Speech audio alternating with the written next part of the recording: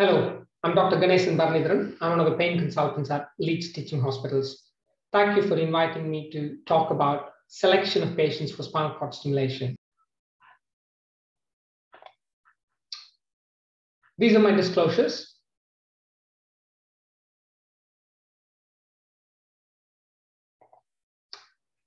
So when you look at the pillars for successful SCS outcomes, there are 4 pillars. One is selecting the patient.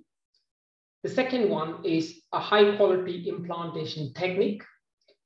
Third would be a very good team to have a follow-up arrangement and programming as appropriate.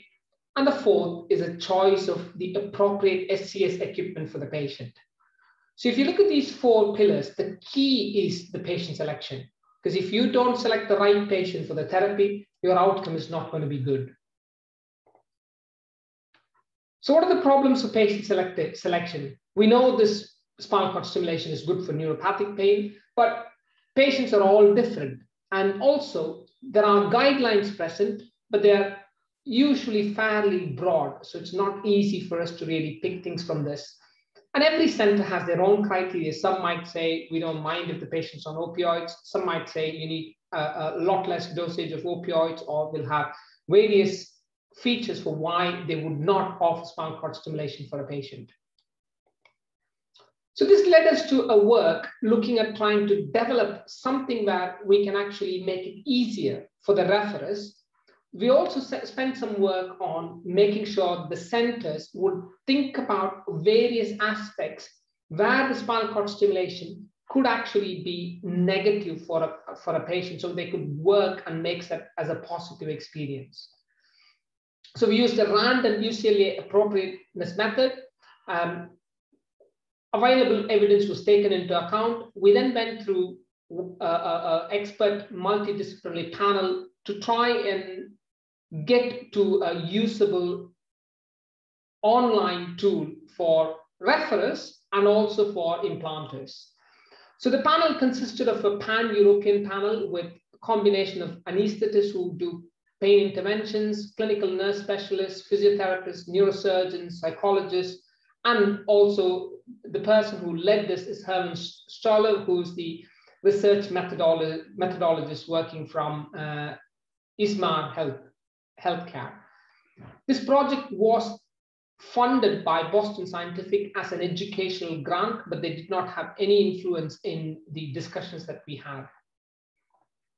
So we initially had the panel selection, and we went through what are all the commonest population that we look at, what are the main indications. We then came up with 330 clinical indications divided into 4 major categories. We went through a question and answer based on these indications. We then revised it to 386 indications, and then the prototype of eHealth tool was prepared. So a lot of work had gone into this. So this is how it splits. We currently have taken the most commonest indications, such as your back and leg pain, either operated or non-operated, complex regional pain syndrome, neuropathic pain syndromes, which we call as other, and ischemic pain syndrome. Ischemic pain syndrome is currently not funded in the UK, but it's funded in most of the European centers. So that led us to approximately 386 scenarios. So this is a typical scenario, a patient with back pain whose predominant problem is leg, and we think there is a neuropathic component. The patient has a recurrent disc.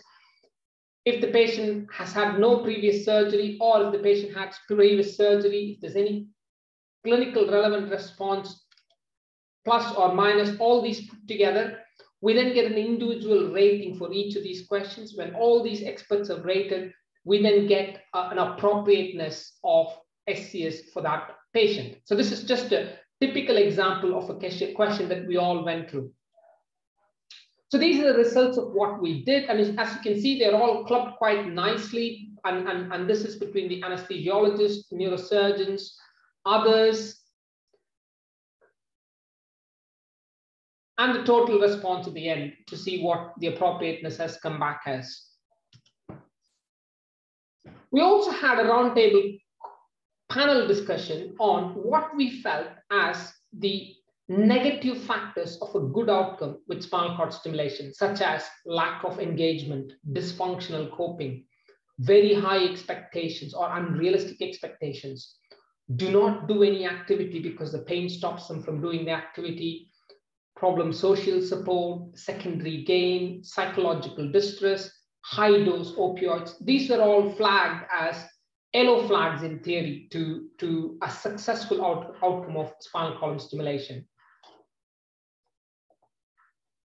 So putting them all together was all incorporated into an online usable interface for the referrers and also for the implanters to really think about these complex areas before you implant a patient. So this is an easy website, as you can actually register yourself and start looking at the appropriateness of referral. As you go through, you will have various simple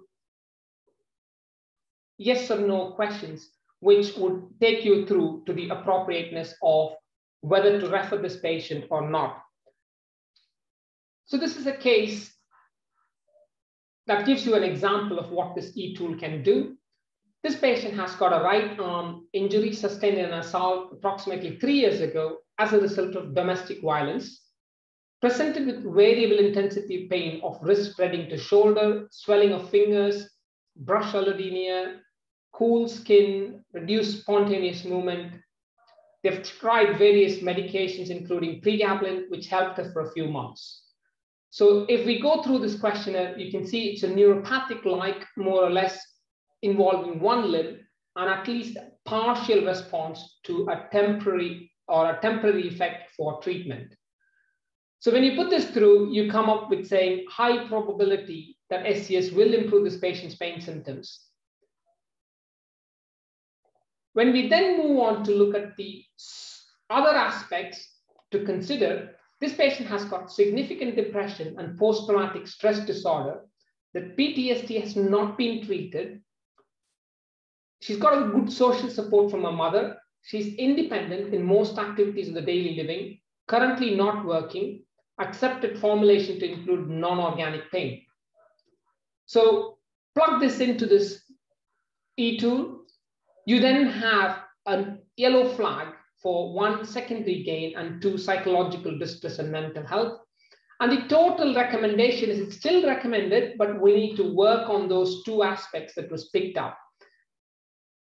So this is how the whole e-tool works to really help in one, for the referrers to decide which patients to refer. So you don't need to go in depth about the psychological history. The parent hospital, even though they think about all these things, having this in place makes them not miss anything that might otherwise be missed in a team management. So in conclusion, this was useful to develop a patient-specific clinical and psychological criteria for selection of patients for SCS. I think this is work in progress because at the moment we're looking at approximately 300 to 400 patients retrospectively across Europe in 8 centers to plug them into this SCS e-tool and look at the outcome. Initial results are promising to say that green light patients are doing really well, but I can't really talk about full results until it will be ready for publication. And there is plans to do a prospective study looking at how the SCS e-tool and the outcome would be in the future to really help understanding the role of e-tool in patient selection. This is currently published on the European Journal of Pain, and this is the website, which is scstool.org. You can actually register yourself and you can actually go through the referral pattern as I showed you in this presentation. Thank you. Any questions?